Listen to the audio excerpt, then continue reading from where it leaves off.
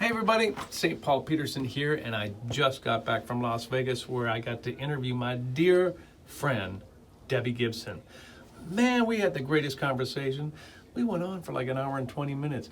We're gonna shave that bad boy down and give you all the great tidbits, and that interview is next here on Music on the Run. Yeah!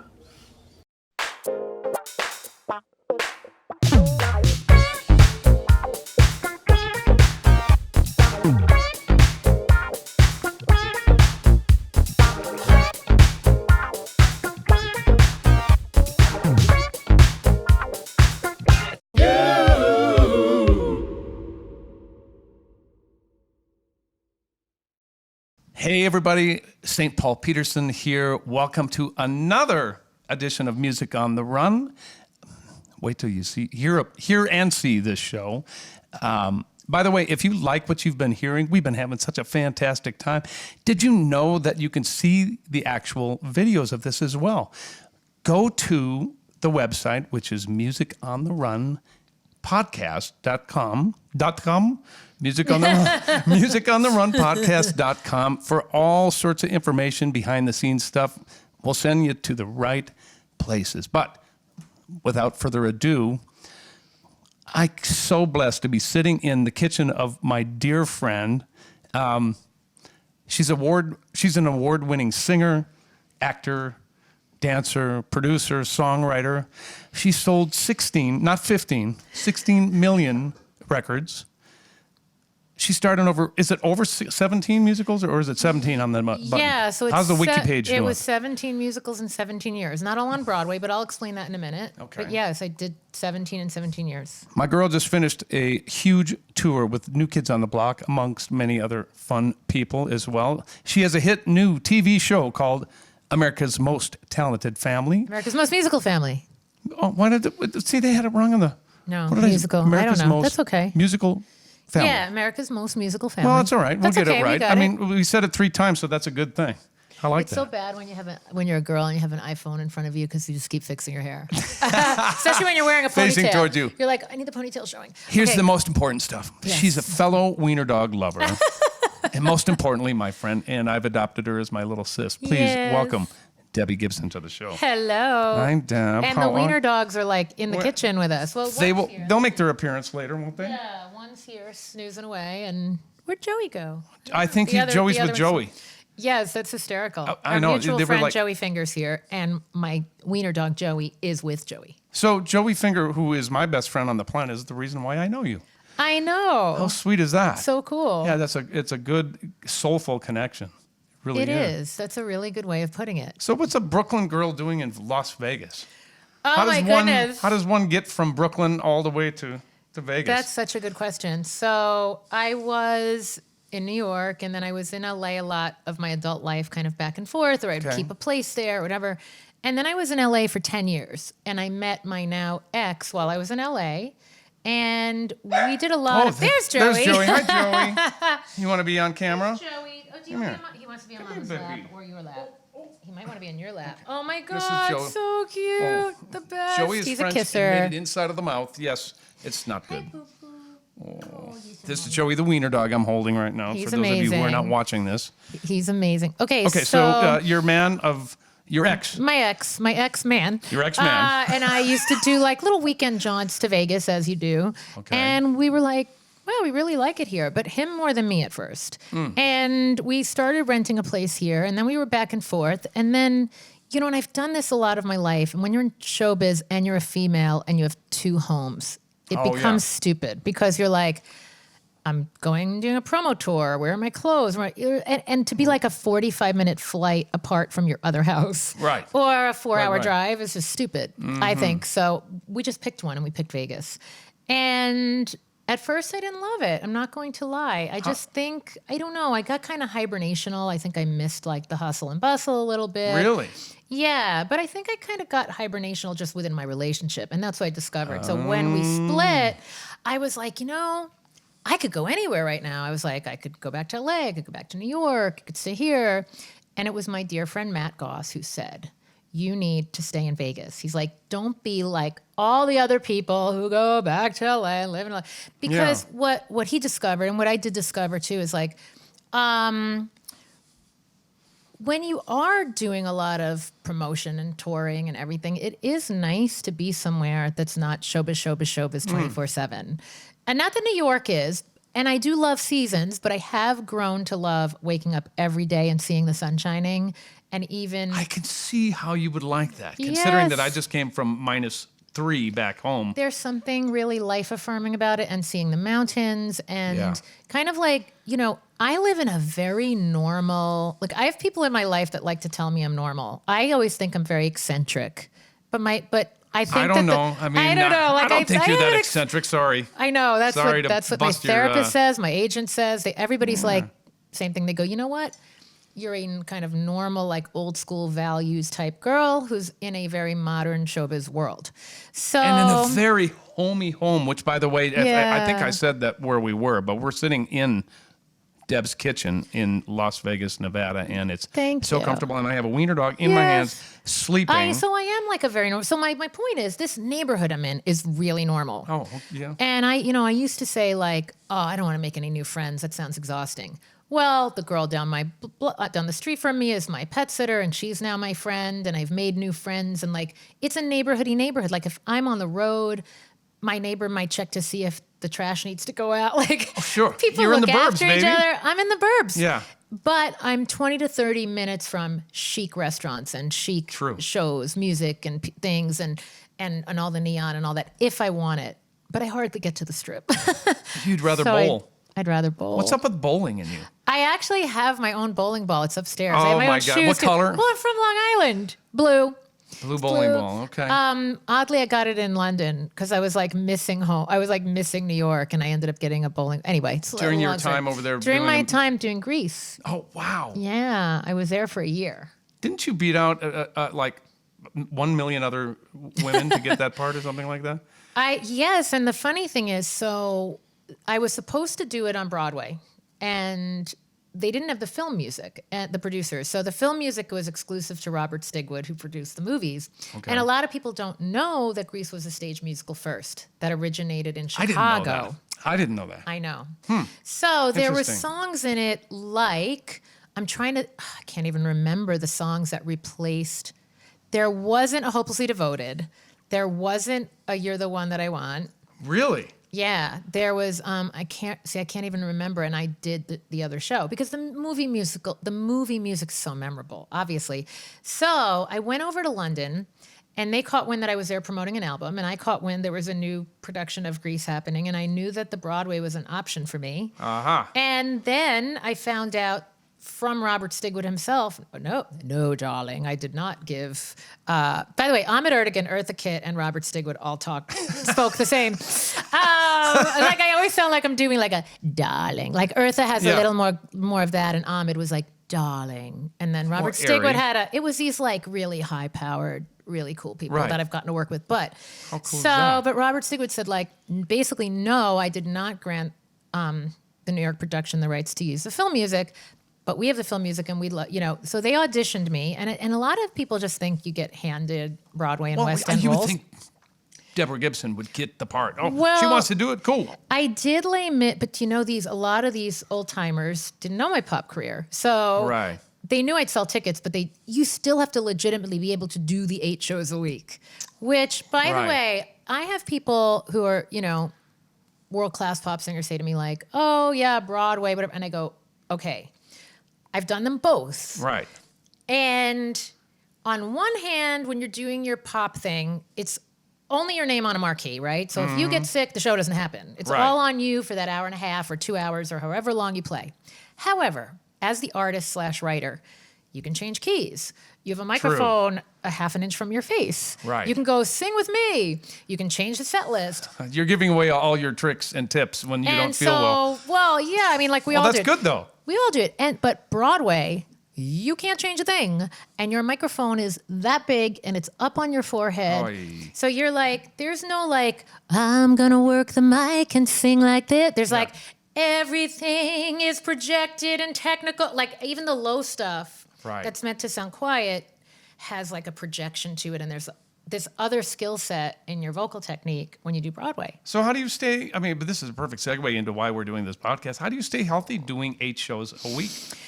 Well, whether it be on Broadway or in London, or whether it's, touring with the New Kids on the Block. Is it similar? Is it, because you're stationary when you're in London. Right. So I will be really honest. Like, I did the New Kids on the Block mixtape tour this past summer. Right. I couldn't have done a Broadway show this summer. What's the diff? It's very different. It's the difference. I don't know.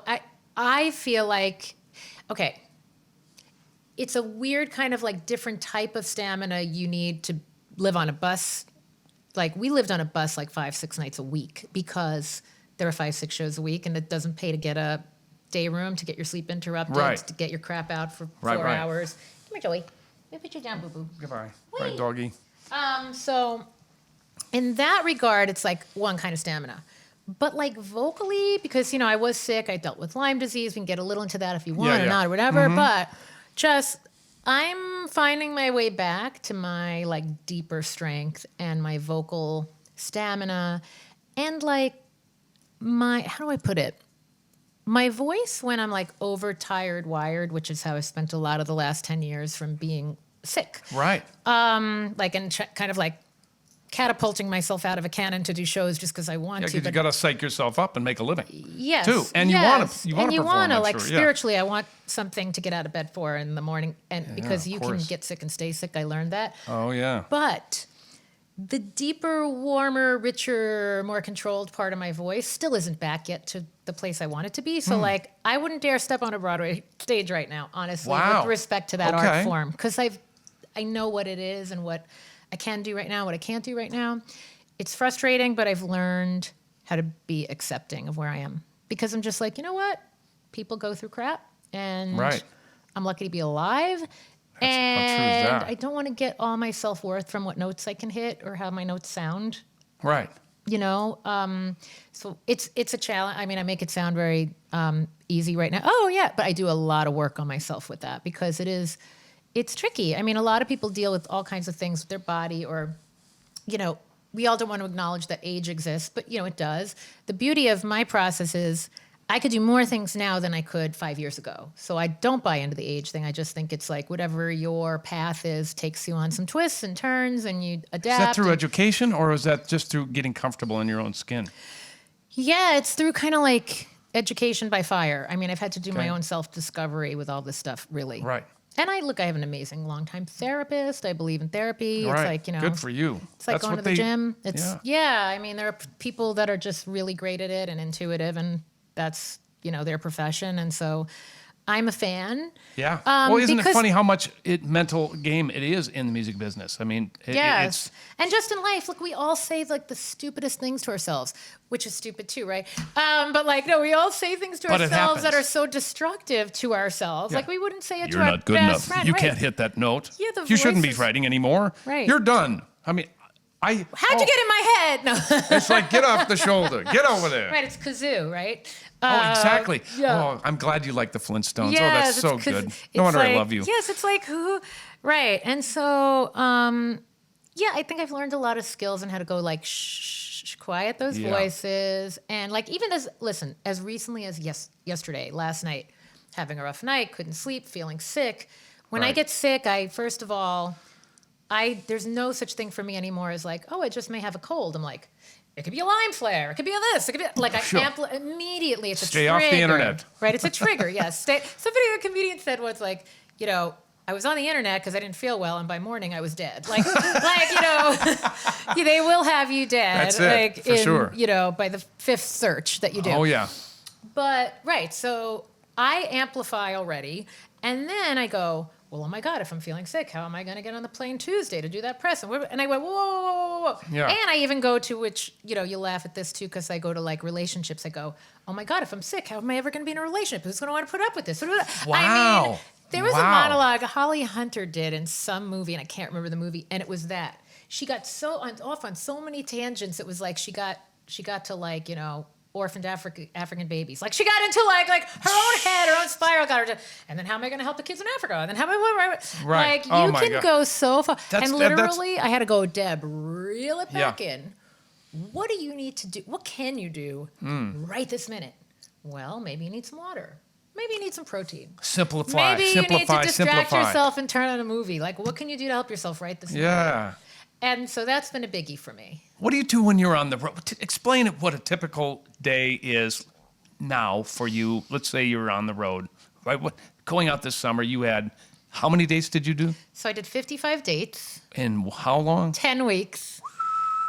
And like 3 rehearsals. How did you, first of all, because you do deal with some issues with Lyme's disease, and we will get into that. Yeah. How do you prepare your body, your mind, the whole So thing? I couldn't. So this is what has been scary and yet, like, again, life-altering to realize that when the bag of tricks you used to rely on just doesn't work anymore, you have to, like, go with whatever you have day to day. It's like walking on a tightrope. Right. But it's more real than your bag of tricks ever was, in a weird way, if that makes sense. Yeah. Because you never really were safe or knew what was going to happen day to day anyway. But I did have a certain baseline. Like, I knew if I woke up and did yoga and I did this certain voice practice and I ate this way and at least my baseline, my range of how good my show was going to be was like between here and here. So I feel like my margins are like this now because I have to, so like, again, going into like the past few days, I've been dying to work out. My first attempt at working out was it just wore me out. And then you're just not doing yourself any good. So you can talk to yourself and go, maybe not today, but tomorrow. Yeah. And Okay. that's hard because I'm a Right. doer. Right. It's like, I've damn it, I always want to been do a this. doer. Right. So to have to rest, to have to sit still is really hard for me. But I've learned, like, it's not that I got sick and this stuff happened. Also, this mentality got me sick in the first place. Does being a doer, is that a attribute or a detriment? What is that, good or bad for you? Being a doer. I mean, Does it get in you get in your own way? I think like that type A thing. You are that. I grew up, but I've let a lot of it go. Like, I have no problem now sure about that? being lazy. I Really? know, really. Really? Really. I mean, I don't like it. I still resist it. Okay. But I give into it if I have to. You Okay. know, like, there's a point to which I can push and a point beyond to where I shouldn't push. And I've learned I've learned saying no more. I mean, even as recently as, like, you know, there were shows I wanted to see this past week. Yeah. Right. And could I have pushed? Yeah, but it might have tanked me for like a week. Ooh. It's once you deal with anything, but again, I think people deal with this too. It's just that when you deal with an illness that comes up, it amplifies all the things that were already going on. Yeah. And like, It puts you stress could on get your away body. with it, right? It So does. like, and nobody should say yes to. I mean, look, again, I will rally for things I have to rally for. A friend needed something this morning, and I texted him and I said, "Listen, if you need me to juggle things today or rally for you, like, I tend to rally better for other people than I do for Really? myself." Yeah, it's like, Okay. But again, there are situations where if people need you, you're gonna maybe rally. Yeah. If it's to go see a show, like, it can wait or it cannot happen. Right. And everyone's going to live. And also, a lot of that's your own ego, like my ego, like, oh, they really want me to be at that show. Do you think they remember today and care? I don't think they do. Oh, I mean, it would be that's nice, funny. but I also think it looks bad. You start thinking, like, I just grew up with that people pleaser thing, and I grew Well, up with that, yeah. like, you show up and you. But that really can, I think that can get a lot of people in trouble, especially little girls, because, you know, I've done a lot of like mentoring and camps and things. See, I've seen you do those camps. And I think little girls, for some reason, put so much pressure on themselves. I don't know what that is, but I think it's true. You were my first woman guest. Yes, on this because show. you have girls all around you. And Yes. this is great information. Describe what you think the difference was. Now we're going to switch gears a little bit because I'm thinking about this. Yeah. You're 17. Yep. You're a doer. Yep. You are on fire. What's different about you being 17 and someone coming up being 17 wanting to do the same thing? How has Yeah, I love the that question. surroundings changed? So lots of things. The obvious social media thing. Right. Where I don't think I ever like looked at a scale and weighed myself or cared. Like I had no sense of my body image. Like I found a picture the other day, and in fact, I kind of want to pull it up Do for it. you. Do it. We'll show it right on it. By the way, we do shoot video on this for those but of my you friend's listening. in it. He might not want you to see. I'll zoom in on me. Do it. Okay. Okay. No, of course. Because it's similar with me and him, and he's kind of famous too. Well, he is famous. But my point is like, I had so much baby fat. I looked really tired, like under my eyes was, but nobody was living this filtered life. Nobody knew what a filter was. Right. Nobody knew what Botox was. Nobody Right. knew, like, nobody in the 80s as a teenager was dieting. I mean, not that I know of. Let me just see if I can find it. Hold on, and I will zoom in on me. Okay, wait. Did you when find you it? see my face in this picture, Oh, hold on. Let me put it up here. how chubby was I? Now, does anybody out there remember me being like chubby? But that's That chubby. would not be the word that would come to mind when I That think of is you. chubby. Like that's like somebody. That's cute though. It's Look at that. cute, but that's somebody who's like eating really wrong. Not like, and I was doing concerts every night. But my point is, like, I was eating crappy food. But the good news of that is I was young and I was innocent, and I had time to turn it around later. And I Yeah. wasn't like putting. I thought I was it. Like I thought I was a cool chick. Yeah. I have friends to this day, male friends that knew me like even into my early 20s, and they were like, you would just show up like with no makeup, and you were wearing something kind of like in a rock and roll way, frumpy. You know what I mean? Yeah. Like, like Glam. I wasn't trying to look like I didn't care. I didn't care Really? because I didn't place value on appearance as much as people do now, especially girls. Which again, like, look, my mom was like, please go get a manicure. And I was like, I have so many better things that I want to be doing with my time than getting a manicure. But this was when I was like Right. 26, Right. not a baby. Yeah. But my point is now there's so much value placed on aesthetics, and that comes from social media. Right. And I think it really messes girls up. And so like right now in my own life as an adult, and we've talked about this, I got really underweight for a while. By no fault of my own. My nervous system was misfiring. Yeah, I could right. only eat super bland foods. I couldn't touch sugar. I couldn't touch starch. And now that I can, like, boom, I gained like 10 pounds.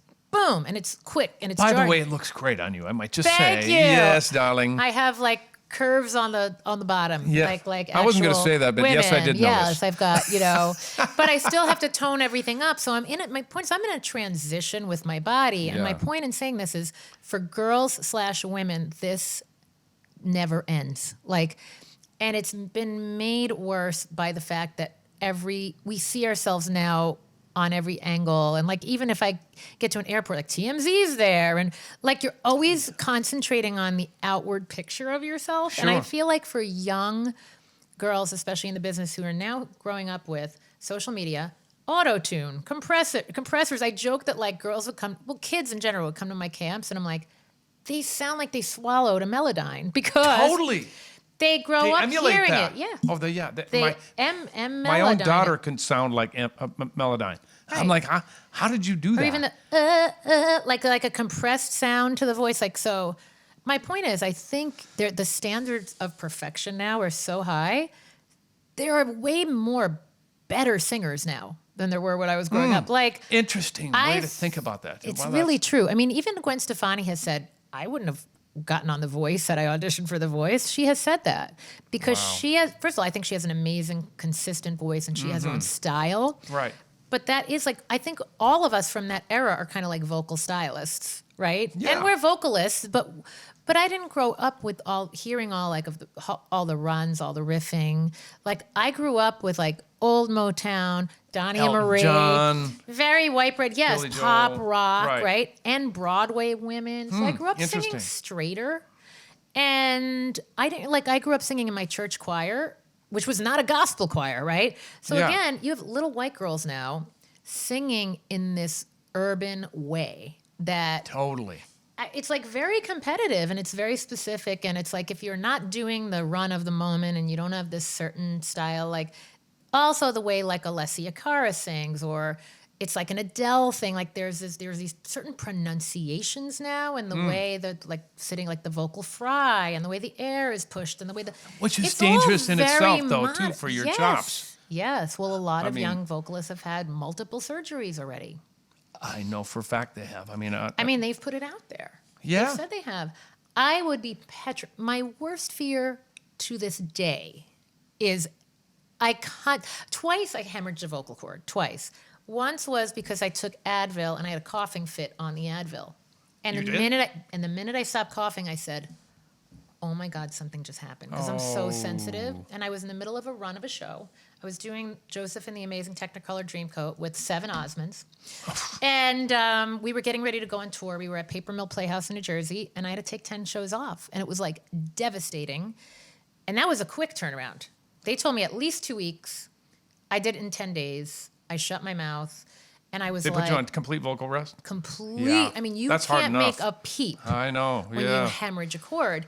And so to this day, I'm like, I'm always swearing I've hemorrhaged. I go to my throat doctor and they stick the scope down your throat. And I'm like, please tell me I didn't bruise or hemorrhage. Please tell me I feel like I hemorrhaged. They're like, you didn't hemorrhage. You're just really swollen and inflamed, which happens a lot, which, like the mixtape tour, it felt like I was in an ENT's office, an ear, nose, throat doctor, like every week. Because I swore I did something to my cords. Really? And I can't take medication anymore. And I don't want to. Sure. So you homeopathic things, is that the approach? I do homeopathic things, but what I've learned, yes, I'm like all holistic, energetic medicine, if you will. I take a couple of supplements and occasionally a homeopathic remedy or a flower remedy. Okay. But what I've learned is, for me in my process as I've gotten older, is that there is no substitute for sleep, peace of mind, a good diet, laughing. Like, those are the things that make you feel good and well. And how do you It doesn't come in a pill. Right. There's no quick fix. How do you do that? How are you able to achieve that on a consistent basis? Well, maybe that's a trick question. Well, I had to trust. See, this last summer was very unique for me because I had no proof that my body and my voice were going to be able to do this tour. Right. And I said yes.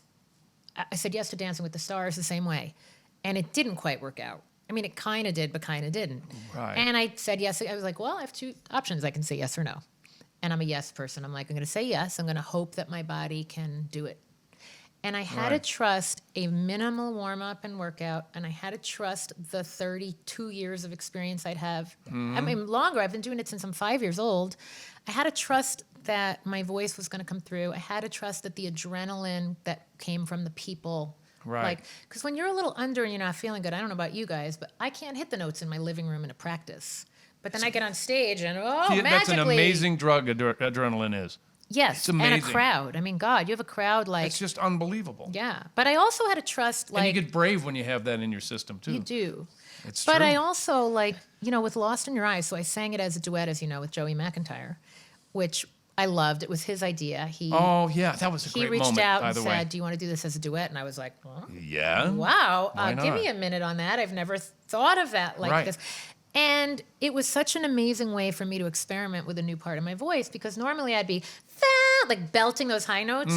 But this time it was I put it in a little more of a head voicey place. And because I had the safety net of singing harmony with him, I was able to not push.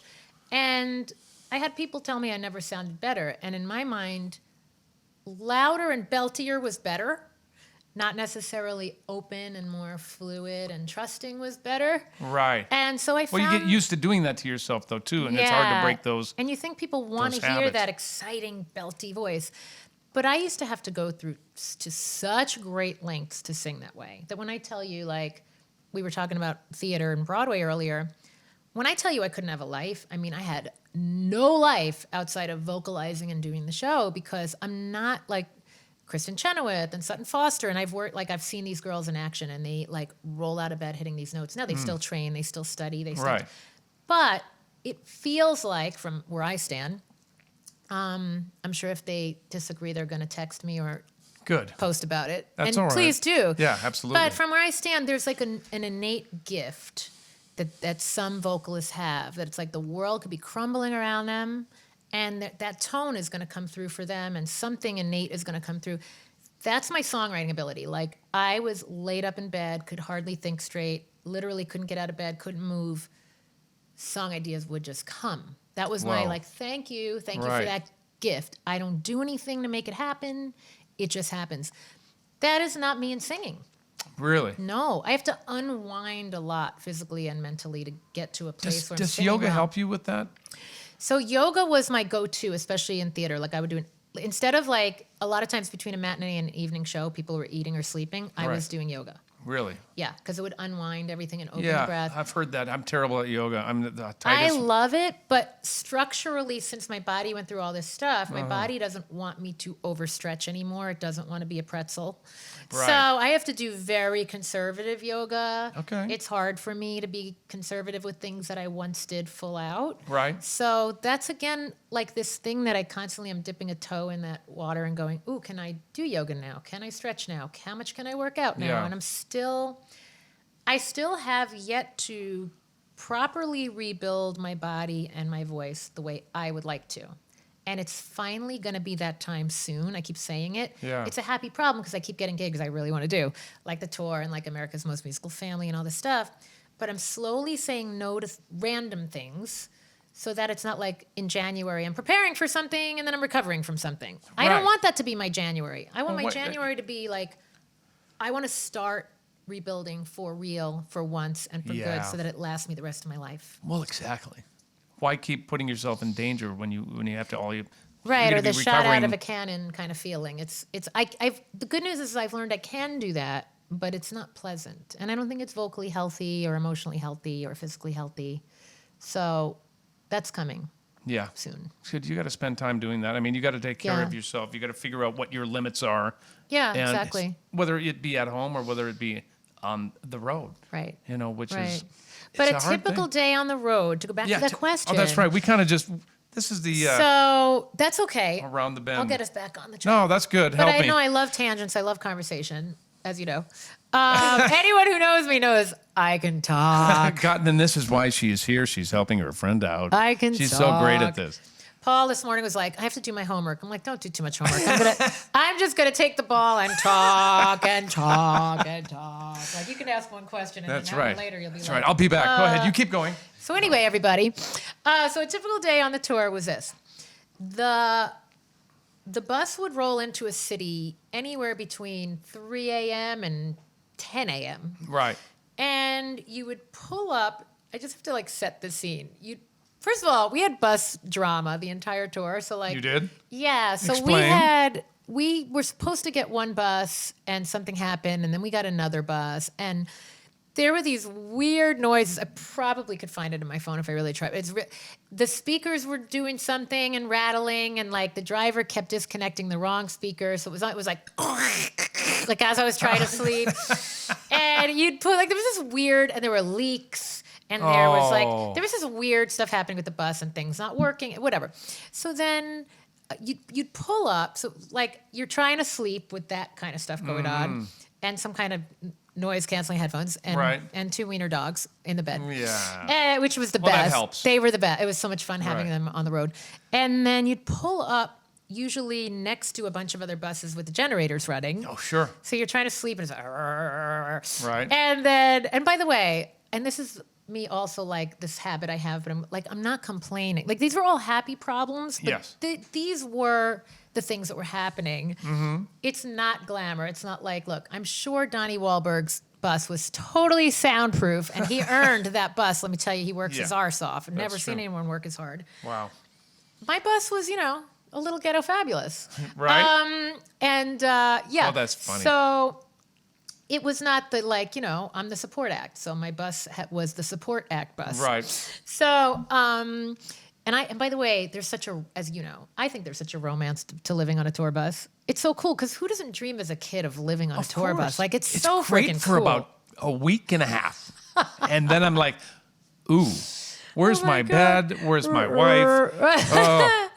Right, exactly. Mm-hmm. So, I didn't have a mate to miss, so that was one good thing. My dogs were with me, so that was great. But so you'd pull up, and then I'm a morning person, and when I'm home, I'm in bed by like 9 o'clock. But my meet and greets will go to like 1.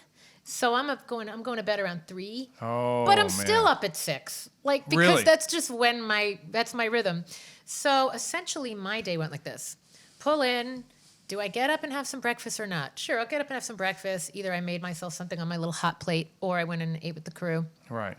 Then I'd go back to sleep, and then I wake up and go, now what? All right, maybe I'll take a walk. Okay, I'll take a walk. Okay, take a walk, get back. Go, now what? Okay, I'll nap and meditate again. I basically was nap/meditate, eat, nap/meditate, walk, nap/meditate, eat, repeat. Really? Get up, eventually start a routine at like 5 p.m., and then, the show would happen. And then I would do a meet and greet with Tiffany, a meet and greet on my own, Right. and a VIP meet and greet on my bus. And how long are those? I mean, I know how long they are, but I'm sure these guys want to know how long that We is. technically needed to be done by 12:30, but I didn't find that out till like a month in, that New Kids were kindly like covering the cost of me going overtime because I don't like cutting meet and greets short. Right. And so the one on the bus was like the super VIP meet and greet with 10 fans only. Right. And it was so incredible because, Cher once said, fans don't want to meet me, they want to know I met them. And I thought that was so profound. Wow. Who in life doesn't want to be seen, right? We all want to be seen and known. Right. And so I loved hearing these people's stories because, and I even hate the word fan sometimes because Yeah. it sounds so demeaning almost in a weird way. Right. These people, I always get emotional when I start saying this stuff, but these people have been supporting me for over 30 years. Right. And it's not always been popular to like me. I've not always been doing the very best work. I mean, sometimes yes, sometimes no, but they have been like, we're with you, girl. We're Deb with heads. you. Deb heads. We're Yeah. with you.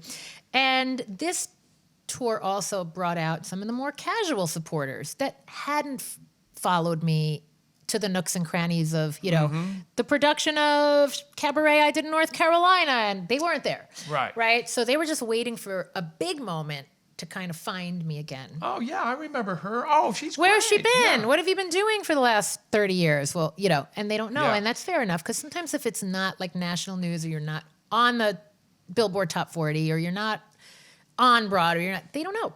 They've lost track. True. So they showed up. Right. And I got to hear so many stories from we met in Latin America and we learned English to your songs and we fell in love to your songs. And I'm like going, in some weird and profound way, I was like a direct part of people's lives. Isn't that why we do this? Yes. Isn't this why we do it? Yes, to hear these stories.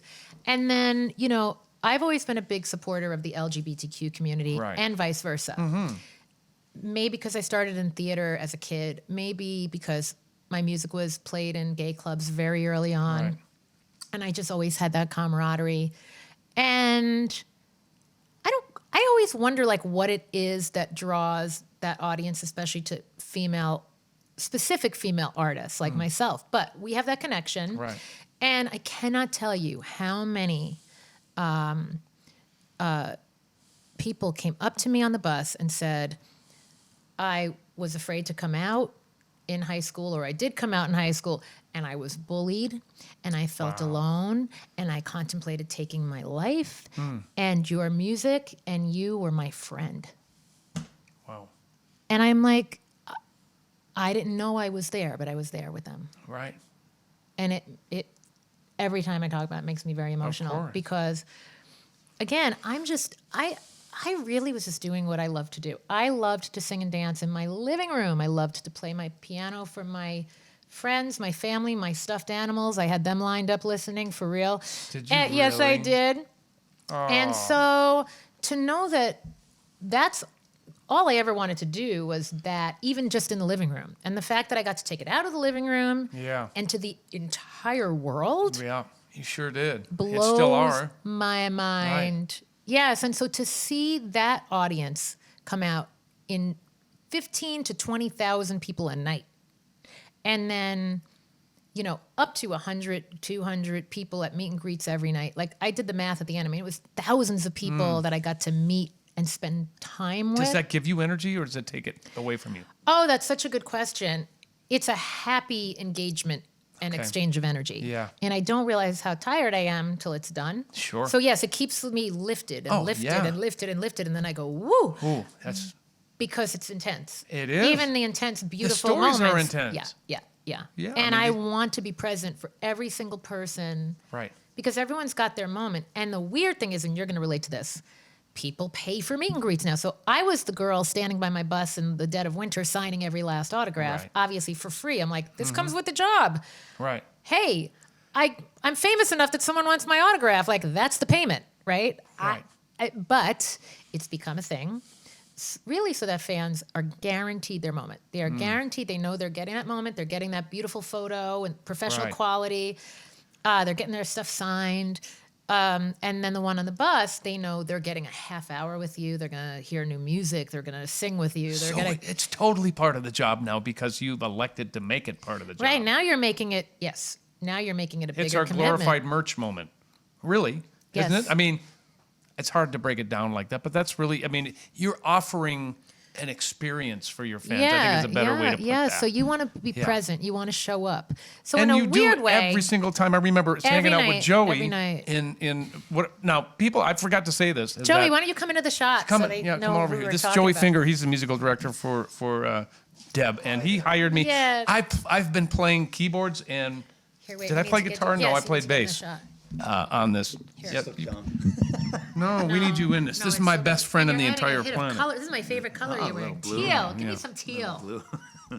So you brought me on as the keyboard player originally in Deb's band. By the way, Paul plays anything I need him to. Any instrument at And he all. plays it all like extraordinarily well. Like it's just I sickening. have to second that. Oh, well, we have fun. But anyways, it's your fault that we're sitting in this beautiful kitchen here Ball. today. Yeah, okay, I'll take it. Guilty as Yeah, you charged. should.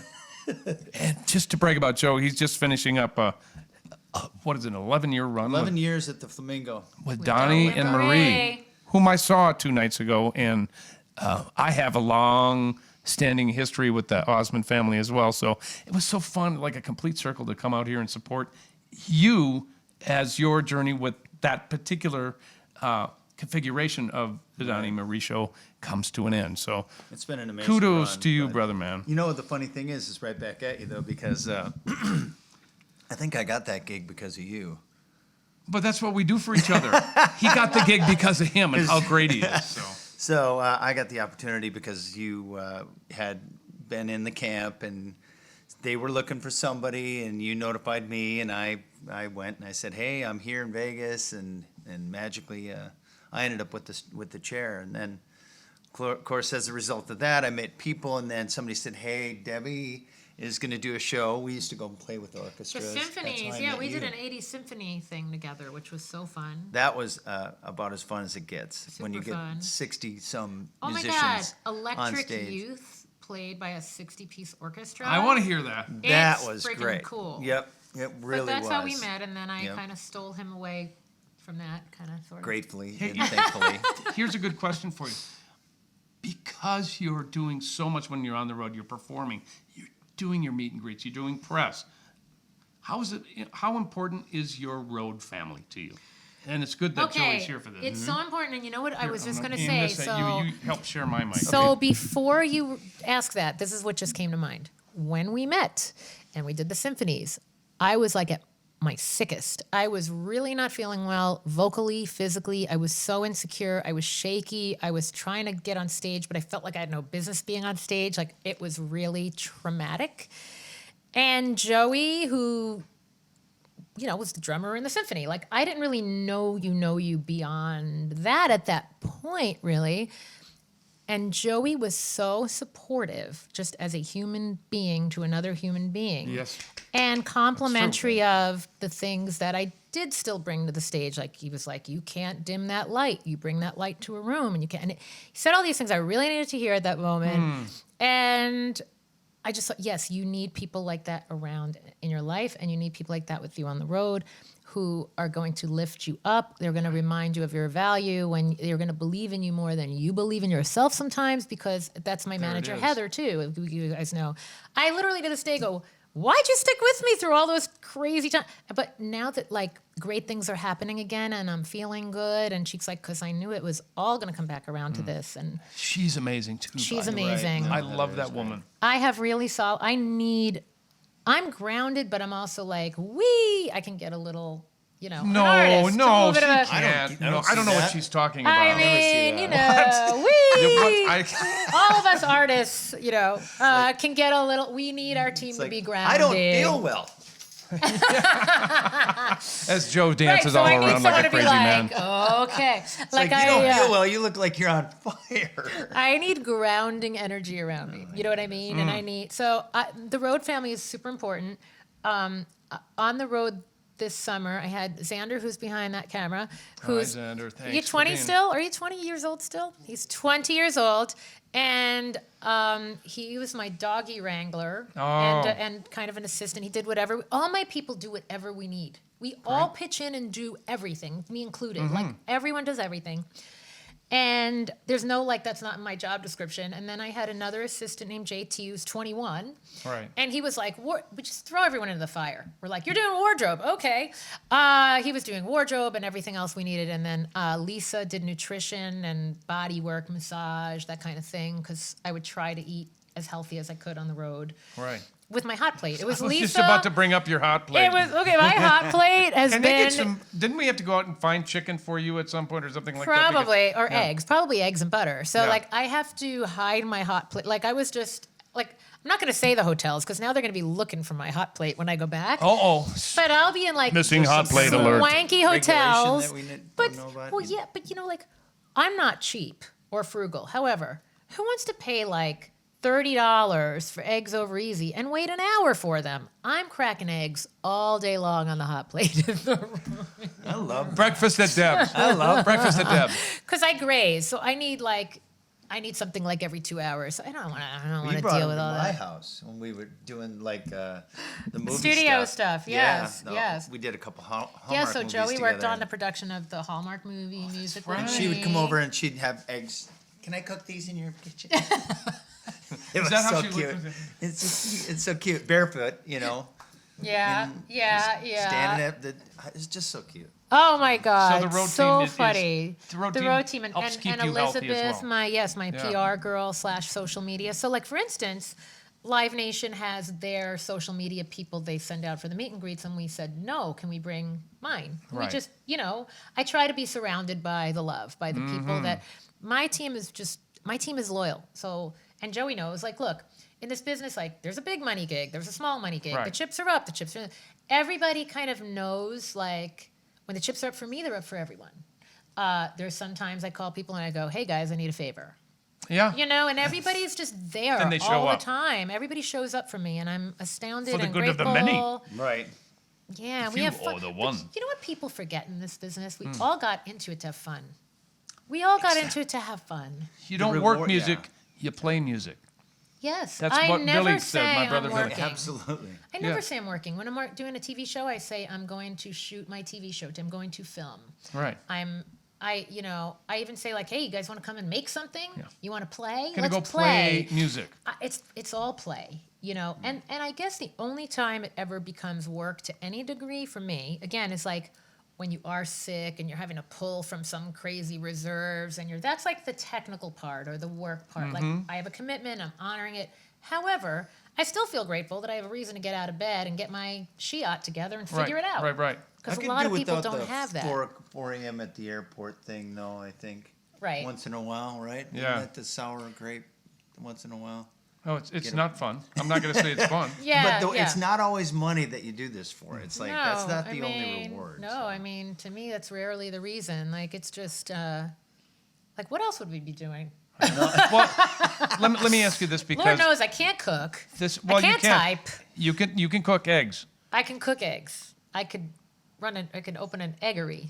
Yes, an you can. eggateria. Egg and all. You've been famous since you're 17? 16. 16? 16, 17, yeah. Okay. Thank you for ask killing it again, time. I'm sorry. You've been famous since you're 16. How do you stay so connected? I like that word, connected. It's funny because I never lived a big famous life. I never did. Even, I mean, it's so hard to explain. But I always really gravitated to the inner circle, and my inner circle, even at 17, was Buddy, who you guys know, Of course, I love you, who buddy. I went to high school with, who Oh. danced with me then, who dances with me now. My younger sister Denise would be on my bus. Okay. We would play Pictionary and categories and do things that kids did. And my mom would protect that bubble. Okay. Again, I feel like the wave of emotion when you talk. That's good.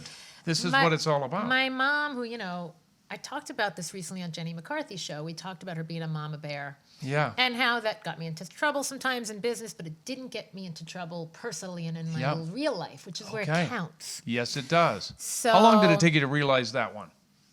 Like last week, I finally realized it. I mean, that's no, hard, I mean, though. I kid. That's tough, though. I think like with most mothers and daughters especially, you love your mother, you idolize her, then you rebel against her, then you have a period where you're like, I need to distance myself and become my own woman. And then you circle back around and you go, oh my God, I appreciate my mother so much. Right. And that's she was right. She was right. Yeah. She did the best she could with all the tools she had. Wow, that's right. I do not have a Me Too story, which is miraculous. Miraculous. What? I mean, I was around all these male record executives. Right. But my mom would basically throw her body between me. No way. I mean, yeah. Look, my mom would not let me take the subway to, look, I grew up in the suburbs. And even though I was on the road, it felt like it always felt like we were on a teen tour. Like, those teen tours, like summer camp? Yeah. Like, it was like teen tour, but I was in charge of 250 people and running a show in an arena. Wow. But somehow we kept the backstage and the bus life very young and innocent. And so I just grew up with this sense of, this is my real life, this is my professional life. And it wasn't this big mixed up thing for me, and it wasn't like, even to this day, I have friends that say to me, like, I forget you're a celebrity till we go out and someone recognizes you. I do. Good. I take that as a high compliment. And then, because I think you can turn it on and turn it off. But also, I think doing theater helped me with that, because you literally, schlep to your theater or your rehearsal. Like in New York, there were times like, when I was doing cabaret on Broadway, it was snowing. People were actually skiing down the streets because there was ice. But it was like unreal. And I was like climbing through snowbanks. So I couldn't take a driver or whatever to my rehearsal. I'm like schlepping. But I grew up going to dance rehearsals and dance classes, and with that bag over your shoulder, and you show up and you do your work. You were part of a team. I was part of a team. Yeah. And then when you're doing a Broadway show, you literally show up with no makeup on and whatever, and you put your character on, and you're glamorous for a time, and you do your thing, and then you take it all off, and then you go to the stage door and you sign autographs and you go home. Like, it's very compartmentalized. Okay. It's not like Not everybody can do that, by the way. Right, because I think when you start only with pop stardom and you don't come from that work ethic, it's very easy to be like, my persona is the same as me. And it is, and it isn't. I mean, it's just accessing different parts of yourself. I'm sure, like, if there are any, like, high-powered executives out there watching, that's not who they are at their kid's baseball game on Saturday, right? You know what I mean? Like, absolutely. That down-home side for me always prevailed in a way. Right. And I just knew how to switch it on. I feel very confident on a stage. I've always felt very confident running a rehearsal. I knew what I wanted musically. So how do you But I didn't know how to get the boy in social studies class's attention at the same time. I want to ask you something. I'm coming back to that one. But true. How do you turn I'm actually in touch with that boy still. from social studies? Is that Mark? It actually really What's his was name? biology. Oh, never mind. We won't say his name on I here. can say his first Go ahead. name. His first name is Pete. Pete, I love and it you, was Pete. biology. Even 35 years later. Well, we're friends now. It's so odd. And he's kind of a professional in his own right. But go on. I was going to ask you, how do you turn all of what you just said into a leadership role? Because that's what you are. In your business, as a music maker, you are in the music business. And you have to be a good leader to be able to be in this business for however many years it has been. Are you a good leader? I think I'm a good leader, and I think I'm a good creative business person, but then I have Heather, who is the business person. Okay. And I think there's a And she difference. translates. She jokingly says, I'm the closer. Like, I'm the closer Okay. in a room. Well, she does the heavy lifting, like, I want to read a contract after it's been after it's been gone over the first 5 times by Heather and the attorney and whoever, whatever. I didn't get into this I've learned to know exactly what's going on in the business end of my business and weigh in. But essentially, I come at it from a creative perspective, like, oh, are you getting me the value that my creativity deserves? But again, what we all just said earlier, there's also the 100% of nothing is nothing mentality. So my mom comes from an old school business model of, you need 100%. You need this. You need of everything. And you burn bridges that way. That's just the bottom line. There are times you have to give things away to get your creativity to nurture that out other there. side. Yeah. Like, to me, it's like, look, getting a movie made or something, you don't always get royalty. People think you get all this stuff if you create an idea.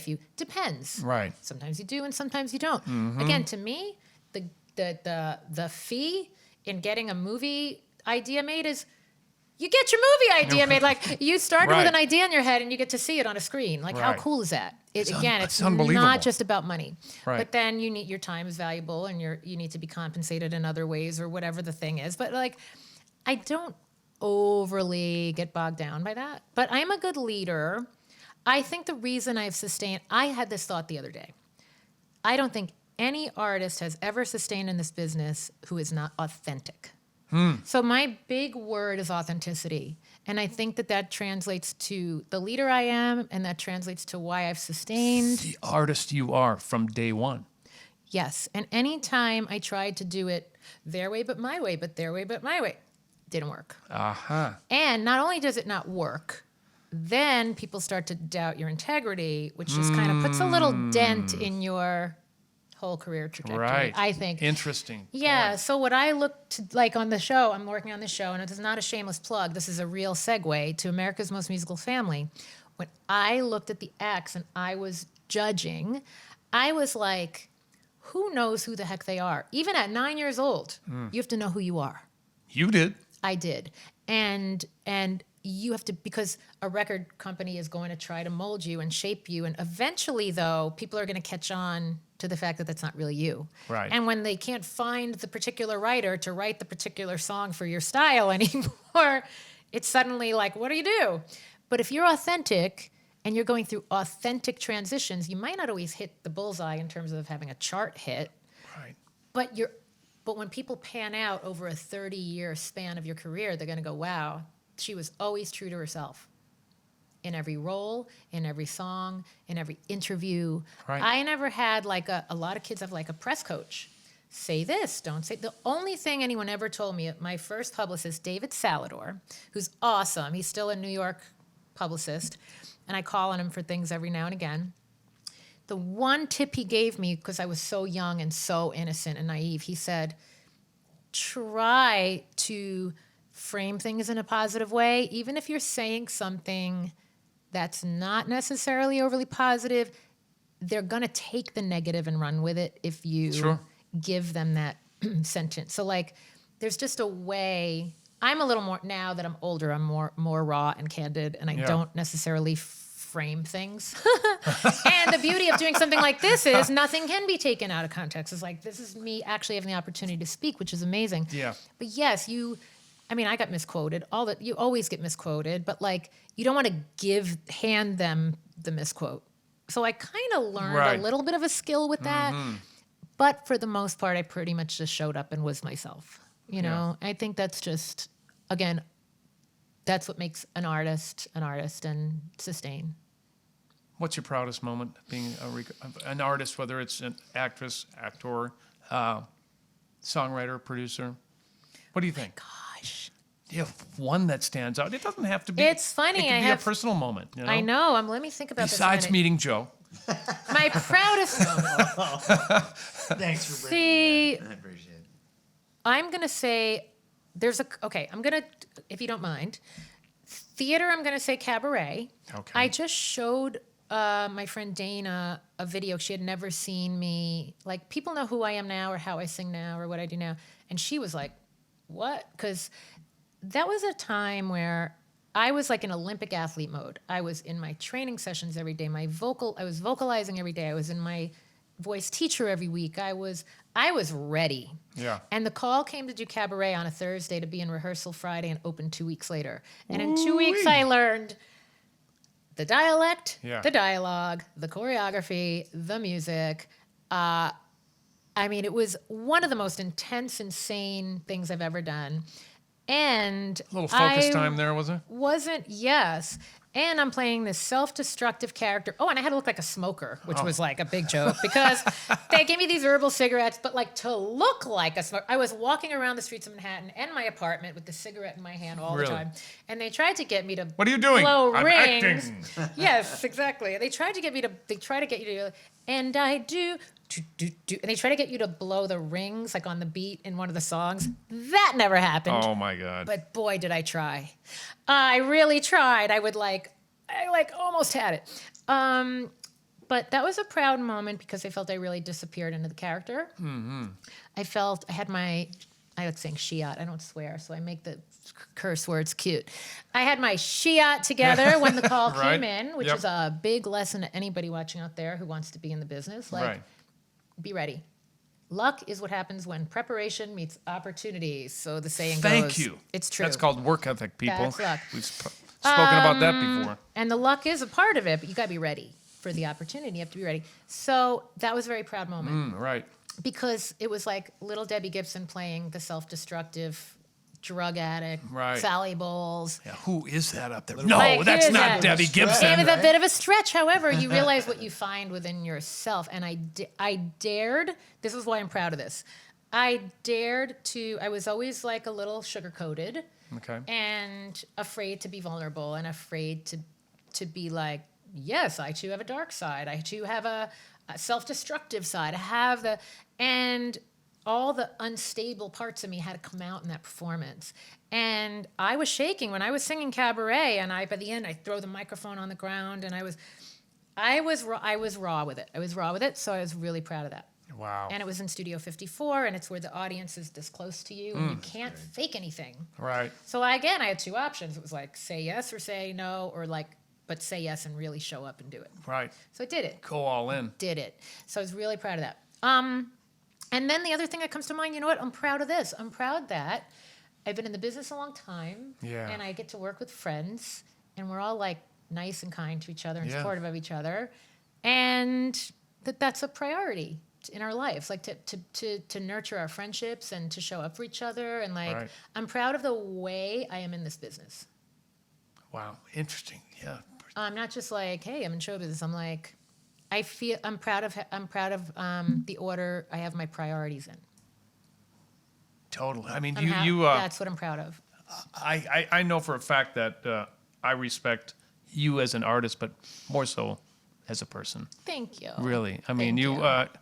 The minute I came into your fold here, courtesy of Joey, I was like, I just love her. I mean, I felt like you were thank my you. little sis right away. I'm like, Thank you. You know, and I don't have a little sis, so Thank I'm you. so proud of you and love Thank everything that you you. do, and we have fun together, don't we? We do have fun. Absolutely. Yeah. And listen, I have like annoying habits. And I was thinking about, what was I thinking about today? I was like, And I've done my laundry in your room I mean, before. Yes, you have. I mean, listen, like I annoy myself sometimes. Like we all have our idiosyncrasies. We all have our bad days. But yes, you guys did your laundry Yeah. in my You room. folded them. You folded my I was clean like, whose underwear. underwear? Yeah, That's she did. right. You That's folded love right them. We there. got back there and was like, oh my God, she wasn't It was sleeping. in Singapore. And there's all the clothes folded. And I'm like, those are my underwear. That's what I feel like. She's Look, folding. I felt lucky that I had the Diva Suite that had the washer and dryer in it. Oh So I'm my like, God. please, let's come over and have a laundry party. that was What she was sweet. really was saying was, wash your ass, buddy. Yeah, because right. You please. stank. Yeah. Oh my God, that is so funny. That is classic. It's 3 a.m. I feel like I might have put the underwear in a pile and said I Yeah, felt maybe you did. funny about it. You did. So You did I. actually. I did. You did say that. I said the only reason I didn't fold these was because your wives might be like, she folded your underwear. That might just be inappropriate. that's love. So No, I put that's the love. underwear aside, but I folded everything else. You did. You did. I'm not the best folder in the world, but That was in It Singapore. got in my It was bag. in That was Singapore. Singapore. All right, a couple of more questions Yeah, because please. we should probably let you get back to your life. I know you got things to do. I have very important things to do Yes. today, people. Okay, so I want to talk about where's your man?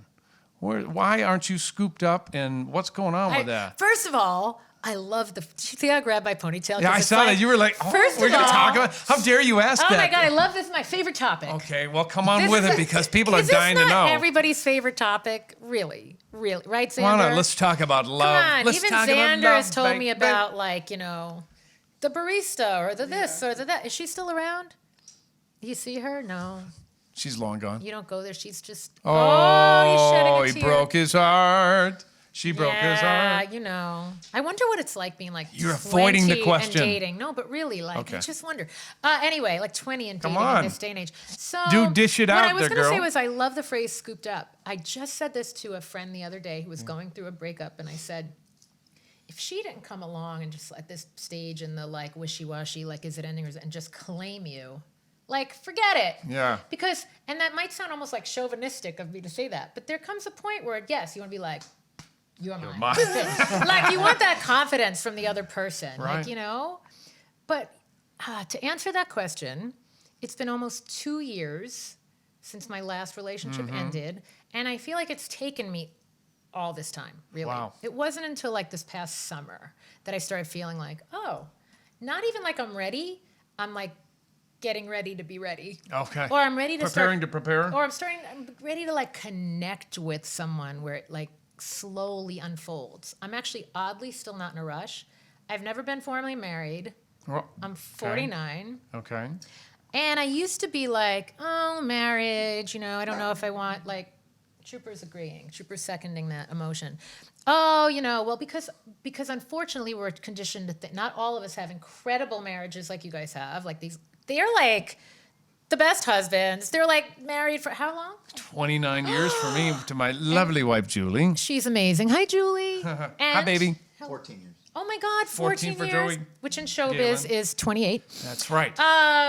Or 14 times 7. Like, how is that even possible?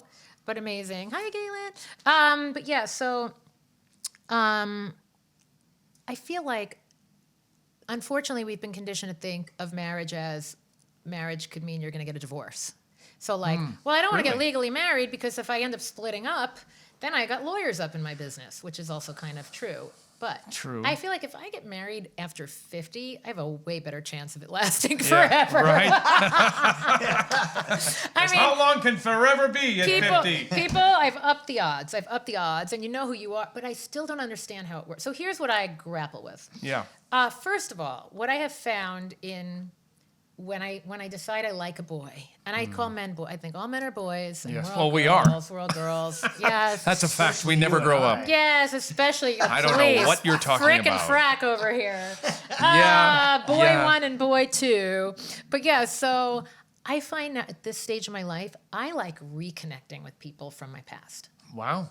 Because Okay. I don't. Familiarity. Is that The I can history, never say the that word. familiarity, the kind of spiritual connection, the starting place, like a conversation starts at a certain level. You're not just like getting to know someone. Yeah. Now I wonder, does that sound cynical? Does that sound like maybe it'd be really It fun saves to time. I mean, it definitely saves time. It does. Maybe it would be I fun know to get you. to know someone from scratch. But and I'm a very trusting person, almost Yeah. to a fault. But that's what scares me. Yeah. So to kind of know someone, to meet someone with like no context, which has happened to me in my 20s, Yeah. and even in my 30s.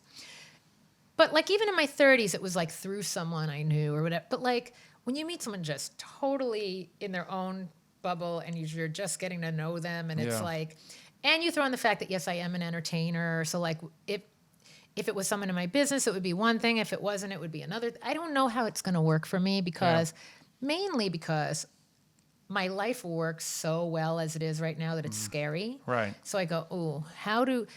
And How I does know it this. fit Listen, in? I have Yeah. male friends too that are like successful in the business and single, and similarly, it's like they want a strong, independent woman in theory, but someone kind of has to be able to fit into their world because their world is up and running. Dating You while know, famous. That's hard. It's weird. That's And gotta be- it's gotta be impossible. there are dating apps for famous people. Really? Yeah, I have friends that have done it. I don't want to do that.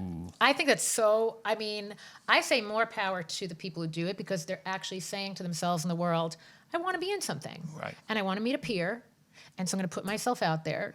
But I'm very about very being into vulnerable. like organically meeting people or things organically happening.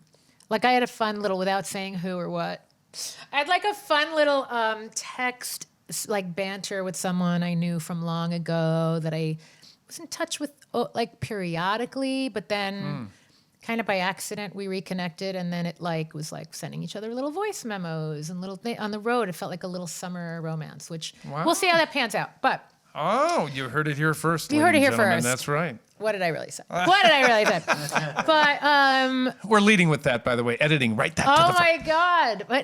But I still am I go through the thing of like, oh my God, like I don't know, are our communication styles the same? Are we like, would we ever really be able to connect our lives even if something were to happen? And it's like there's timing and there's logistics and I think those get more complicated when you get more evolved and just, I don't like saying older. It's not older, just like if you're in your, like this is like a bubble for me.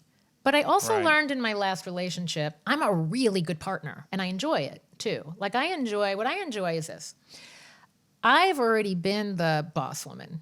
I can be that. I know how to run the show. So I like being in the girl role. I like being like, you're the man, make us a reservation. And Yeah. like, I bet. open the door. Like I And am kind of you don't traditional have to like be that. on the ball all the time. You can be like, Right. And I like being domestic. I like being Oh, do you? like, you're going on a trip and when you come back, I'm going to have the house nice and a dinner made. And then like I like that too. I Right. like that because maybe because I don't have to do that every day. Like I enjoy doing it. I Right. enjoy the grocery shopping, For my ex, I used to go to 3 different grocery stores in LA to get him the specific things he wanted, all the brands, all the things, the don't specialty. shop there. There's a coupon 40 miles away Oh from my the God. store. Go no, there. but it was like the glamorous, boutique-y grocery store had this Oh, special yeah. cheese. And then, Vaughn's had whatever the regular stuff we got Skippy was. peanut And then, butter, right. So like, but I enjoy that stuff. And I do feel like I still am like an old-fashioned romantic. So the question is, why hasn't that happened? I just don't think I was like ready and Yeah.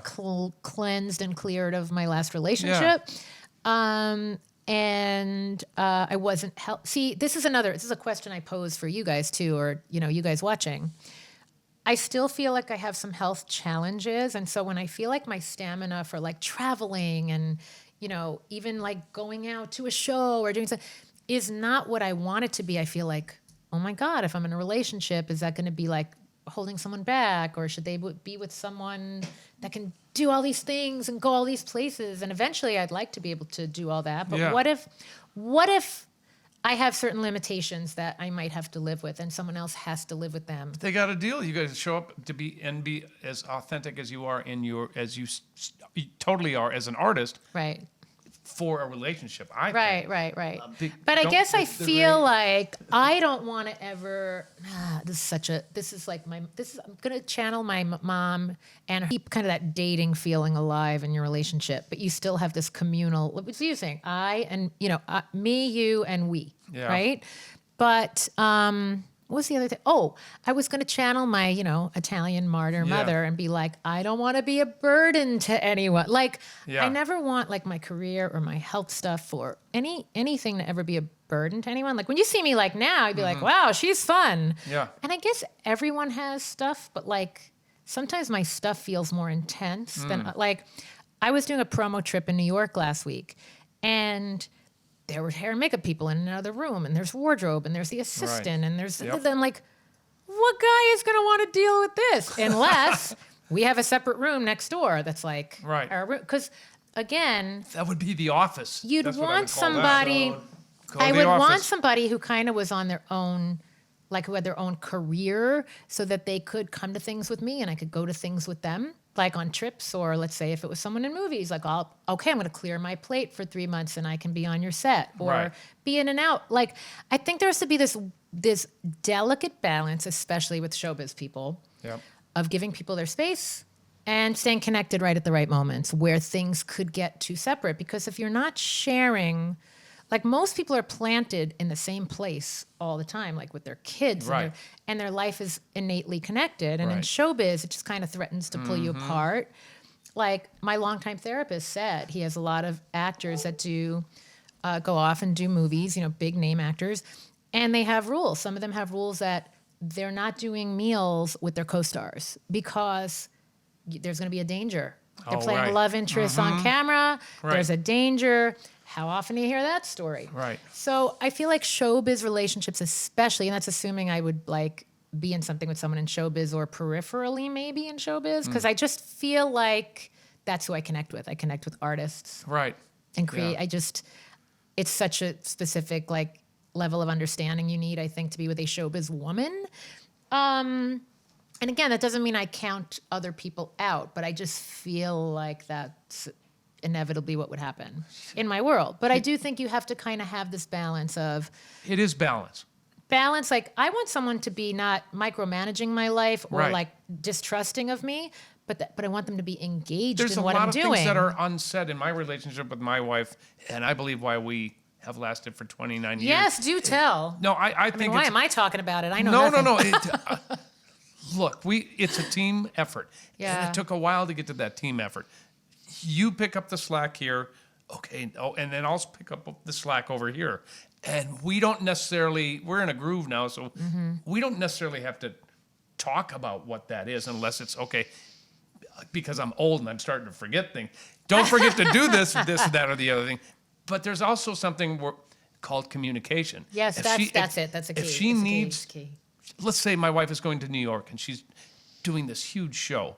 I'm like, cool, New York during the holidays. I'm coming. She's like, no, you're not. No, you ain't. You ain't coming. I'm like, honey, I'll just stay in the room. She said, that will take me out of focus for the job I'm supposed to be doing. Okay. And I'm like, cool. How cool. How's afterwards? Clarity. That's clarity. It is clarity, and I And- respect that. and And you if know- you'll find a partner who will respect what your needs are, Yes. and you'll do the same for him. And by the that's way, how it works. one thing that's key for me, and I've learned this about myself, and I'm like this in my friendships that are super active and close and here in this town, I am a 24/7 person. My phone is on. Yeah. If you need me, you call. And I want in a partner that, like, again, doesn't mean that someone can't say, I need to, what if I say I need to go off to a beach by myself with a book and do yoga and clear my head or whatever, but I'm still going to have some way of being reachable. I'm going to Yeah. have some way of being Right. reachable to that one person.